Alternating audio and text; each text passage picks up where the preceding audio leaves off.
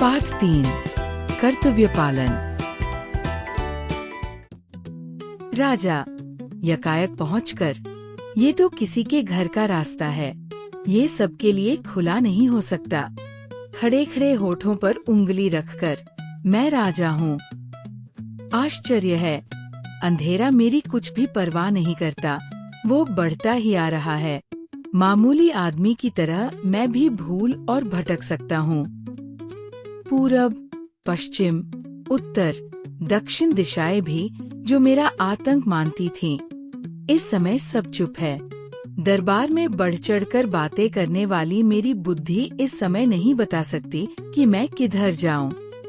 इस समय तो किसी भिखमंगे का कुत्ता भी मुझे भौंक सकता है, और वो भिखमंगा मिले तो मुझे सलाम भी न करे, और ये बढ़िया बढ़िया चमकीले कपड़े। ओह, मुझे पता तो चल गया कि मैं वास्तव में राजा ही नहीं, मनुष्य भी हूँ। किसी की आहट सुनता है, कोई आ रहा है। मुझे क्या करना चाहिए? क्या कुछ राजापन दिखाऊं? नहीं, नहीं, फेंको इस राजापन के ढोंग को। मनुष्य होने का लाभ लो।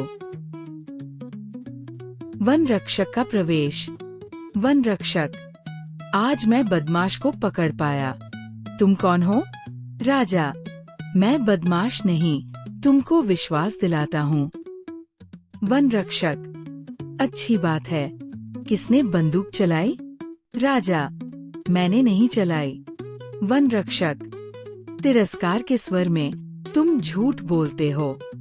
राजा, मन में झूठ बोलता हूँ। कैसी दुख की बात है कि मैं राजा होकर एक अपराधी की तरह सुन रहा हूँ। प्रकट, तुम मेरी बात का विश्वास करो। भाई, मैंने बंदूक नहीं चलाई। वन रक्षक, अच्छा, अच्छा, इधर आओ। तुमने राजा के एक हिरन को गोली मारी, क्या नहीं मारी?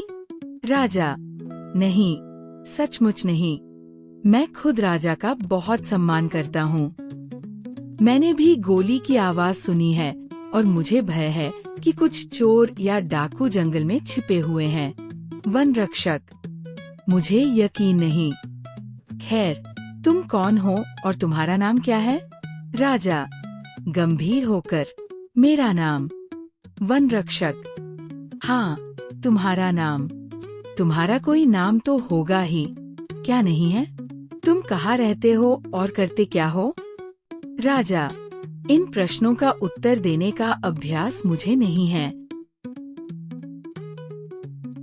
वन रक्षक, हो सकता है, पर यही प्रश्न है जिनके उत्तर देने से सच्चे आदमी को डर नहीं लगता। खैर, अगर तुम अपने बारे में कोई साफ उत्तर नहीं देना चाहते हो, तो मत दो, मगर तुम जाना कहाँ चाहते हो? चलो मैं तुमको बाहर निकाल आऊं। राजा, शुभ होकर, तुम किस अधिकार से?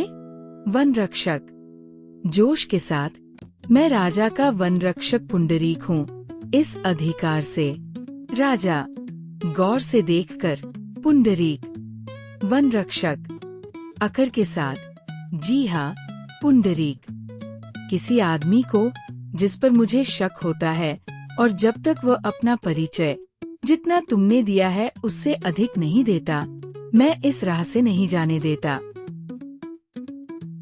राजा, अच्छी बात है भाई, मुझे बड़ी खुशी है कि मेरी तरह तुम भी राजा के एक अच्छे अफसर हो, अगर तुम विश्वास करो। वन रक्षक, नहीं, तुम विश्वास के पात्र नहीं हो। राजा, मैं राजा का एक अफसर हूँ। मैं राजा के साथ इस जंगल में शिकार खेलने के लिए आया था, और यहाँ राह भूल गया हूँ। जंगल में मुझे रात हो गई, और मैं घर से बहुत दूर पड़ गया हूँ। वन रक्षक, इसमें सच्चाई की कमी है। अगर तुम शिकार को निकले थे, तो तुम्हारा घोड़ा कहाँ है? राजा, घोड़ा थककर गिर पड़ा, मैंने उसे छोड़ दिया। वन रक्षक, यदि मैं तुम्हारी बात का विश्वास न करूं? राजा, मैं झूठ नहीं बोलता, भले आदमी। वन रक्षक, वाह, वाह, दरबार में रहते हो और झूठ नहीं बोलते।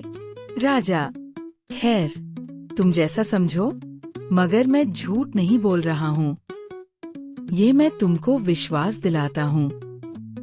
यदि तुम कभी राजधानी में आओगे तो मैं तुमको दिखा दूंगा कि मैं झूठ नहीं बोल रहा हूँ। जेब से 1 रुपया निकालकर और पुंडरी की ओर हाथ बढ़ाकर, ये लो इनाम, और आज रात को मुझे अपनी झोंपड़ी में रहने दो।